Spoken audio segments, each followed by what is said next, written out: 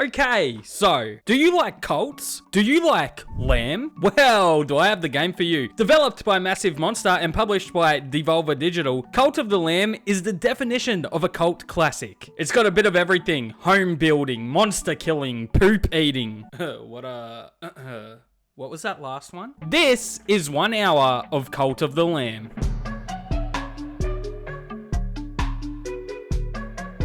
We begin life with a sad little expression on our little lamb face. We're walking to our doom. 4 gods stand before us, and they are out for blood. Lamb blood. Death waits for no lamb, however, and we are spared the pain of eternity by another god, the one who waits.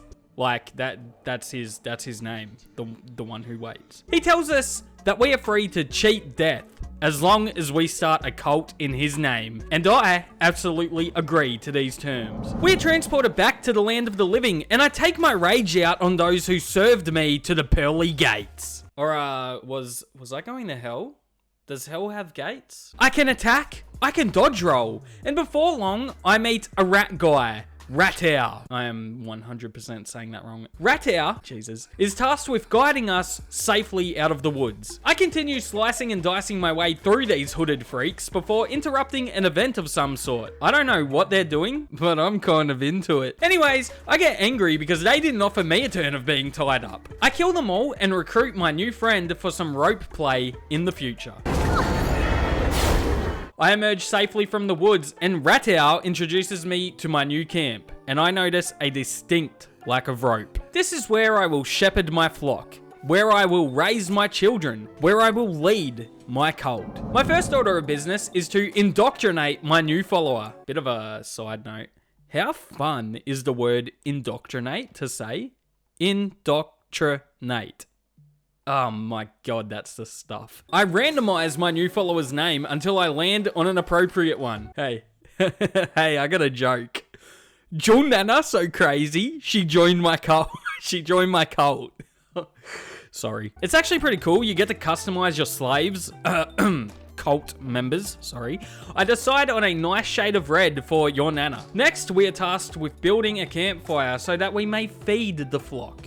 I chop, I smash, and I build. I also pick some berries for a delicious berry bowl. With your Nana's belly full, we move on to building a shrine so that my followers can worship me. However, a shrine requires more idiots, I mean members, cult members, and a gold coin donation to construct. I head back into the forest of evil and begin to slaughter my way through the hordes of wrongdoers and heathens in the way. Inside the forest, I stumble upon my good friend Clownneck. Dude, I am butchering the fuck out of these names, aren't I? Clownneck provides me with a deck of tarot cards and a chance to pull a tarot card to guide me through the harsh woods. Basically, the tarot cards are small buffs for each run through the forest. Yes, this game is a roguelite, whatever, one of those, maybe both. I pick a card called The Lovers, for an extra health heart, and we move on. I reach the end of the forest and run into Leshy, the lamest of the gods. Literally, Leshy the lame. He sets one of his followers on me, a delightful looking chap named Amdusius, more like Amdusiest, owned. Anyways, I absolutely rinse Amdusiest and through the goodness of my heart, recruit him to the family. Back at camp, I indoctrinate Amdusiest into the family. And what better way to welcome a new member than by changing their name? Welcome, Yanona. Hey, hey, ready? Yanona so stupid, she left one cult for another. Yanona. Anyway, with another member in the flock, we erect a shrine in my name. Ratau is impressed by our resourcefulness and grants me another flock member. You know what that means. Welcome, Nana. Oh, shit. What? Oh, God. What does the pirate call his grandma? Oh, Nana. I'm so, holy shit. With the power of the cult behind me, we raise a new monument to the sky, a temple. I notice once again that there is a distinct lack of rope in the temple. What the fuck? I'm also given the opportunity to name the cult now that we have a few followers under our belt. I think it's pretty obvious what the cult is going to be named. I spend a bit of time seeking to meet the needs of my new family. I build beds, I build farms, I clean poop.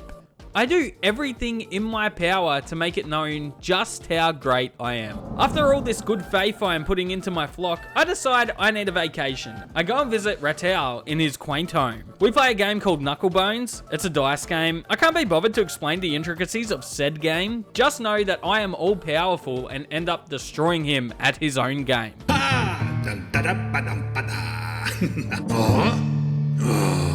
On the second try. Back at camp, I was delivering sermons and collecting faith like nobody's business. Both of these cult currencies allow me to upgrade myself to become an unstoppable force of nature. I head back into the forest ready to face Lame Leshy once and for all. I am Lamb, fella of gods, destroyer of creation. Whilst I frolic through the woods, I come across a fisherman. He reveals a prime fishing location for me to visit later. I try not to scare the fish off as I leave his small clearing.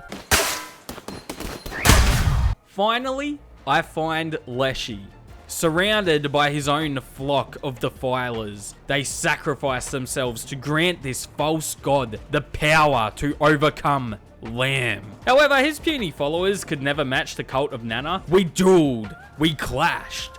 Leshy proved as formidable as a lamb chop, where I am a lamb cutlet. And with barely a scratch and not even a drop of sweat, Leshy the Lame Lord fell to my axe. With one god down and 3 remaining, that is what 1 hour of Cult of the Lamb looks like.